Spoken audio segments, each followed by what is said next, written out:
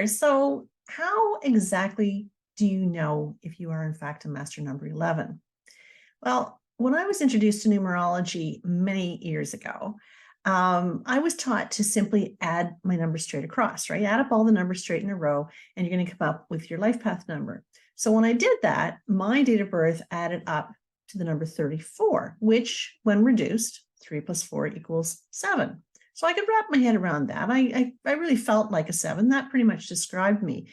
But along with the 7 comes in this need to be very analytical, which makes me a great numerologist, I think, because I love to analyze things.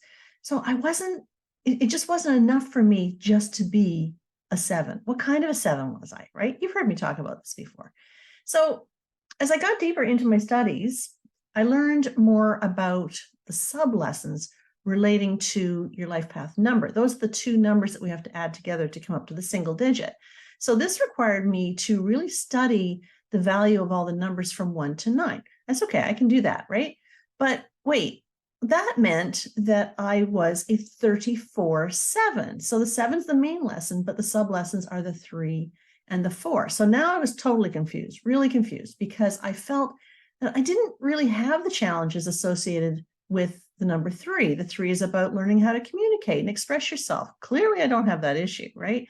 And the 4 related to, being a planner and being focused and detail-oriented. If anything, I'm overly detail-oriented. So I really couldn't connect the dots to those lessons. And then I was introduced to the work of Matthew Oliver Goodwin. So Matthew was a master numerologist back in the 80s, and he taught us that the very best way to calculate your life path number is to break it down into pieces. Okay, so my date of birth is March 25th of 1959. So he would want you to, rather than adding the numbers straight across that comes up to 34, we're going to break the numbers down independently, right? So March equals 3.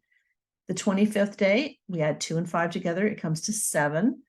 1959, we add that all together, it comes to 24, and 2 and 4 equal 6. Now what we're going to do is we're going to add together the 3 plus the 7 plus the 6, and that's going to come up to a 16-7. Oh my, right? That when I saw that, I went, holy crap, people, we finally have something here. I finally get this. I finally can identify with the sub-lessons related to the 1 and the 6, which makes me up to be a 7.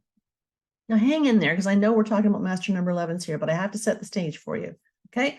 So I looked at those numbers and went, damn straight, the 1, I've got to learn how to be a little bit more independent, less codependent, got to be more of a leader. I've got to be more original and authentic and just learn how to just do me kind of thing. Yeah, I had to learn that. The 6 was related to responsibility. I was overly responsible. So I had to learn what was my responsibility and what isn't. So, but more to the point, it also uncovered the fact that I have this big ass karmic debt, right, of the 16-7, which we'll save for another video, another day. But anyway, I could really totally connect the dots to that. And I'm totally confident that I am working through issues related to the 16-7 karmic debt in this lifetime. So when I learned about Matthew's methodology, because it spoke so clearly to me, there is no way that you could convince me otherwise, that there was any other way to calculate the life path numbers, because this just spoke to me. Let's fast forward 15 years, right? So 15 years later, after doing thousands of numerology readings, I've discovered that there really is more than one way to calculate a life path number. So I have really changed my approach over the years, for sure. Who knew that I would have this huge moment, or this huge epiphany, or this aha moment, right? But I'm sharing it with you now. So here's where the master number 11s come in. So many times when I would apply my preferred method, breaking things down independently, to the date of birth, my client would come up as a 20/2 rather than an 11/2.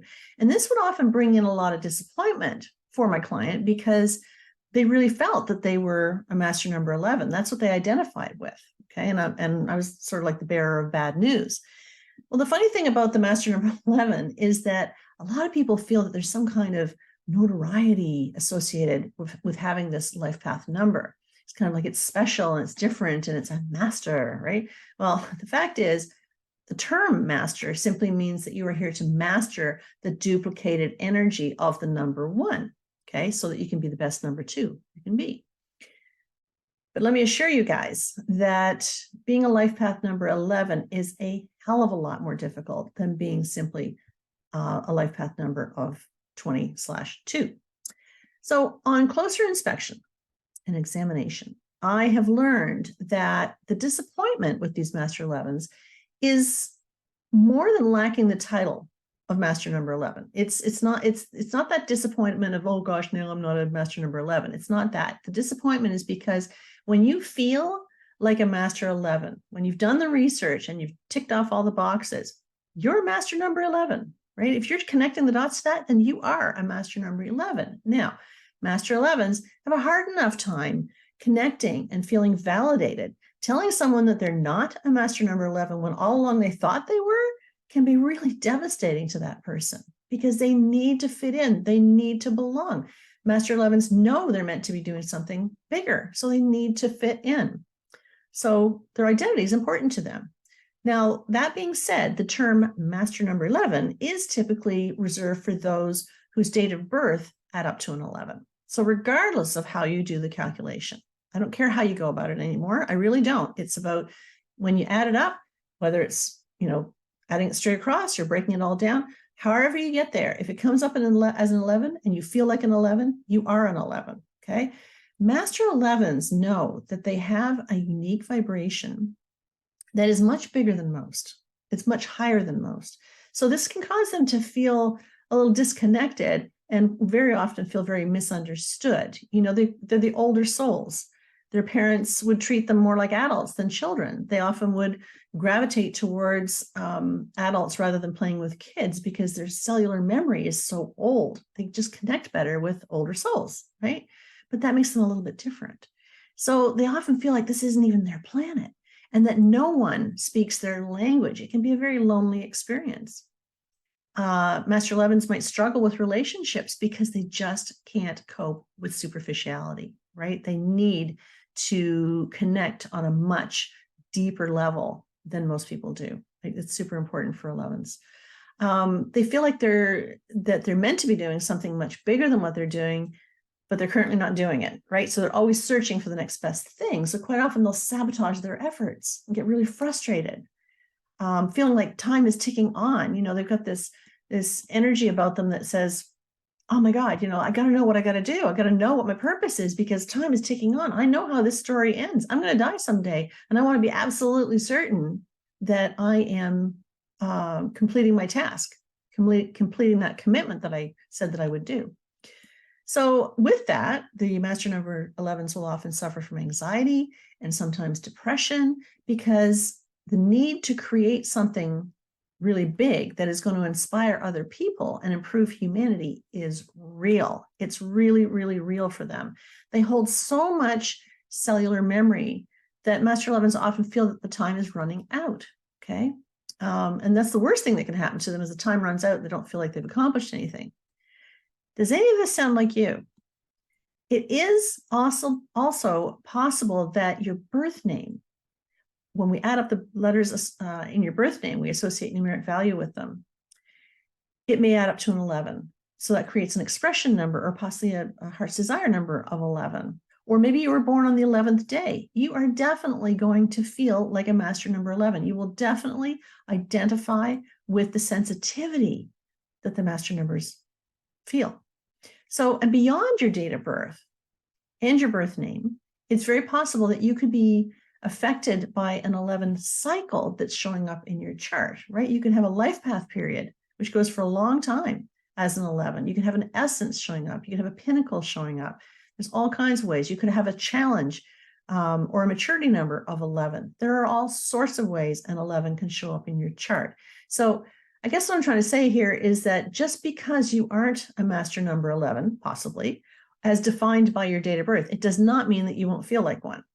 Okay, so there's a myriad of ways that the 11 can show up in your soul's signature for sure. So if you sincerely feel that you have the effects of the Master number 11 energy, do not let any methodology stand in your way of being just that, right? If you feel that you are a master number 11, then you're a master number 11. Don't let anybody dissuade you from that. Your heart knows, right? Your heart knows.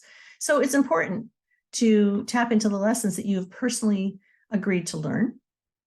So what I would encourage you to do is to check out my video that I created some time ago that was called What Kind of Master Number 11 Are You?